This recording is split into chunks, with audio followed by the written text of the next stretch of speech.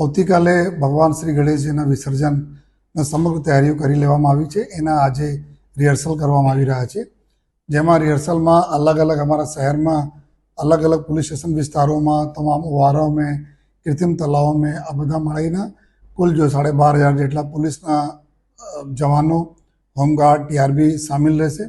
અમારી એના મદદમાં જો 12 કંપની સ્ટેટ રિઝર્વ પોલીસ SRPના છે, એક કંપની રેપિડ એક્શન ફોર્સનો છે અને એક કંપની મહિલા આપણા કંપની છે CRPFની. સાથોસાથ આ સમગ્ર 21 જેટલા કૃત્રિમ ઓવારા અને 3 જેવા આપણા મગદલ્લા, હજીરા અને ડુમસ જેટલા જો કુદરતી ઓવારા ઉપર ક્રેનો 16 જેટલા ક્રેનોના માધ્યમથી આ તમામ મૂર્તિઓનું વિસર્જન કરવામાં આવશે.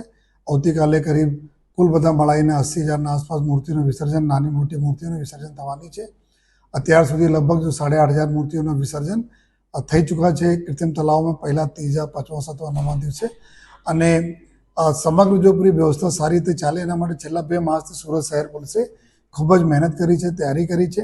એને ભાગરૂપે અમે લોકો સમગ્ર વિસ્તાર ઉપર નજર રાખવા માટે 450 જેટલા ધાબા પોઈન્ટ, 400 જેટલા ડીપ પોઈન્ટ્સ રહેશે, 900 જેટલા બોડીવારના કેમેરા, 20 જેટલા ડ્રોન કેમેરા અને 2,000 જેટલા CCTV કેમેરાથી સમગ્ર જો રૂટ અને પૂરી સમગ્ર પ્રક્રિયાના સુપરવિઝન કરવામાં આવશે.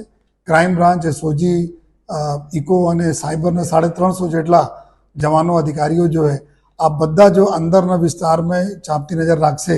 અને અમારા સ્પેશિયલ બ્રાન્ચમાં આવતા 60 જેટલા અમારા વોચર્સ છે અને 200 જેટલા ફ્રેન્ડ ઓફ પોલીસ છે.